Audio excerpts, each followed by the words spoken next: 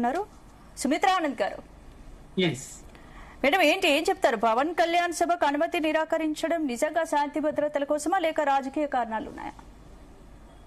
నమస్తే అండి స్పందన గారు, మీకు సందీప్ గారికి కృష్ణతేజ గారికి జీ తెలుగు న్యూస్ ప్రేక్షకులకి అందరికీ నమస్తే. జై తెలంగాణ. పవన్ కళ్యాణ్ గారు తెలంగాణ రాష్ట్రం ఏర్పడిన నాటి నుంచి తెలంగాణకు వ్యతిరేకంగా మాట్లాడుతూ వస్తున్నారు. తెలంగాణ ప్రజల మనోభావాలను దెబ్బతీస్తూ ఉన్నారు, గాయపరుస్తూ ఉన్నారు. ఈ సందర్భంగా తెలంగాణ ప్రజలు, ఉద్యమకారులు తప్పకుండా ఆయన రాకను వ్యతిరేకిస్తారు. ఆయన వైషమ్యాలు రెచ్చగొట్టడానికే తెలంగాణకు వస్తున్నారనేటువంటి ఆలోచన తెలంగాణ ప్రజలకి, ఉద్యమకారులకు ఉన్నది. ఏదైతే గతంలో ఆయన రాష్ట్ర ఏర్పాటు జరిగినప్పుడు నేను 11 రోజులు అన్నం ముట్టలేను అనేటువంటి విచారం వ్యక్తం చేసిండు. రాష్ట్ర ఏర్పాటును అంగీకరించలేడు.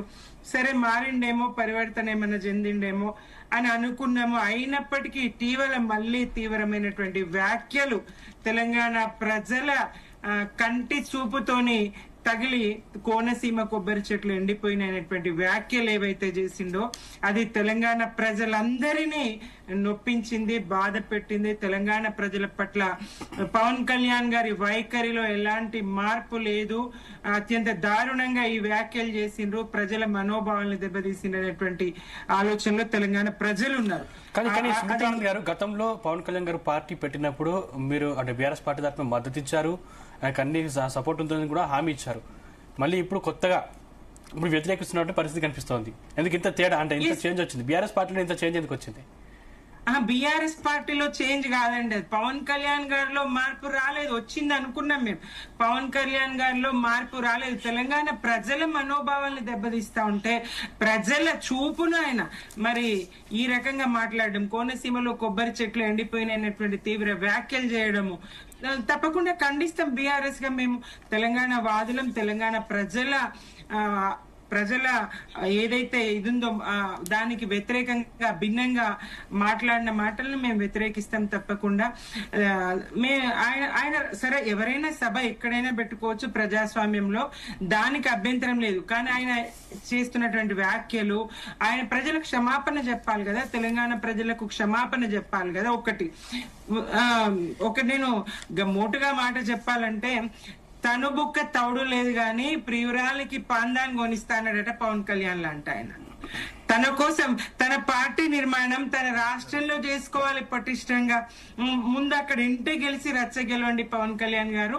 మీరక్కడ పొత్తు లేకుండా గెలవగలరా? మీరక్కడ ముఖ్యమంత్రిగా బాధ్యతలు తీసుకోగలరా? మీరు ఆ స్థాయికి ఎదగగలరా? అక్కడ చేసుకోండి.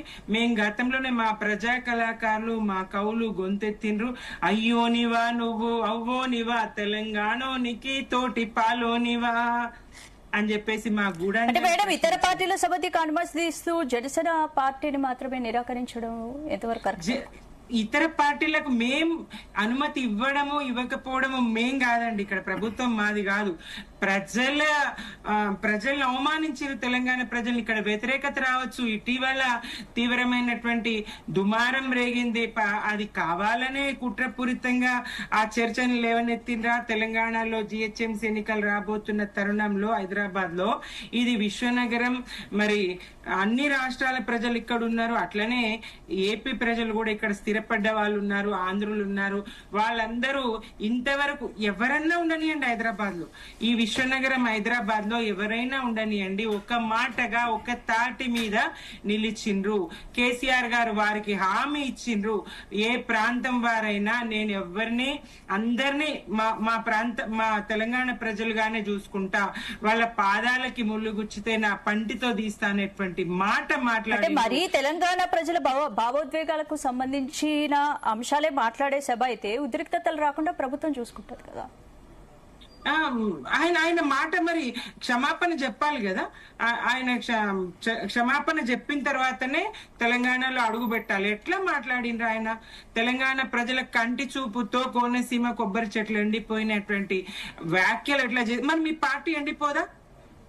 జనసేన పార్టీ తెలంగాణలో అడుగు పెడితే మా దృష్టి తగలదా, మా దిష్టి తగలదా, మీ పార్టీ ఎండిపోదా, మీ పార్టీ వాడిపోదా, మీరు ఎవరి ప్రోద్బలంతో ఇక్కడ వస్తున్నారు, ఎవరు మీ వెనుక ఉన్నారు, తెలంగాణ ప్రజలు అర్థం చేసుకోలేనంత స్థాయిలో లేరు. కాకపోతే ఒకటి స్పష్టం అండి, తెలంగాణ ప్రజలు అమాయకులు, తొందరగా మర్చిపోతారు.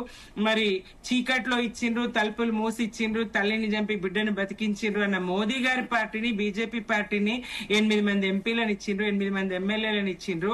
అలాగే చంద్రబాబు బంటు ఏజెంట్, ఆయన పేమెంట్ కోటాలో వచ్చిండు అని కోమటిరెడ్డి రాజగోపాల్ రెడ్డి లాంటి వాళ్ళు చెప్పిండ్రు. అట్లాంటి రేవంత్ రెడ్డి ముఖ్యమంత్రి కాగలిగిండ్రు, నేనెందుకు కాలేను. అక్కడ ఇప్పుడు కాంగ్రెస్ మీద పూర్తి వ్యతిరేకత వచ్చింది. మొన్న మోదీ గారు వచ్చినప్పుడు అటు పవన్ కళ్యాణ్ గారితో ఇటు చంద్రబాబు నాయుడుతో చర్చలు జరిపిండ్రు. ఆ చర్చల వెనుక మతలబ్ ఇదే. తెలంగాణలో ఒక్కరుగా బీఆర్ఎస్ ని ఎదిరించలేరు, కూటమి కట్టాల్సిందే. కాంగ్రెస్ మీద వ్యతిరేకత వచ్చింది. నెక్స్ట్ బీఆర్ఎస్ అధికారంలోకి వస్తుంది, బీజేపీగా ఎదిరించలేం, తెలుగుదేశం లాగా ఇక్కడ ప్రవేశం ఉండదు, జనసేన తెలుగుదేశం బీజేపీ అందరం ఒక్కటే ఇక్కడ మనం రంగంలోకి దిగుదామనేటువంటి ఆలోచనలో వాళ్ళు ఉన్నట్టు తెలంగాణ ప్రజలు అర్థం చేసుకుంటా ఉన్నారు. ఈ కుట్రలన్నీ తెలంగాణలో సాగవండి. అనేక మోసాలను ఎదుర్కొని జయించి వచ్చింది మరి రాష్ట్రం సాధించుకున్నాం. ప్రజల ఆకాంక్షలను 60 ఏళ్ల వెనుకబాటుతనానికి కారణం 60 ఏళ్ల వివక్షకు, నీళ్లను, నిధులను, నియామకాలను, మా కొలువులను కొల్లగొట్టిన తీరు, మా నీళ్లను మలుపుకున్న తీరు, మా బతుకులాగ తీరు తెలంగాణ ప్రజలు మర్చిపోయి మాట్లాడదాం. నెక్స్ట్ డిబేట్ లో మాధవరెడ్డి గారు కూడా జాయిన్ అయ్యారు. ముందుగా కృష్ణతేజ గారు.